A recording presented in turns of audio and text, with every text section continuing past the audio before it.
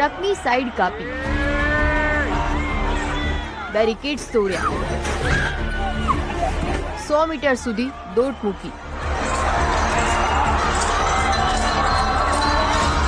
અમદાવાદની રથયાત્રામાં ગજરાજની દોટે લોકોના જીવ અદ્ધર કરી દીધા. તમામને એ જ થયું કે ત્યાં હાજર લોકોના જીવ જોખમમાં મુકાયા.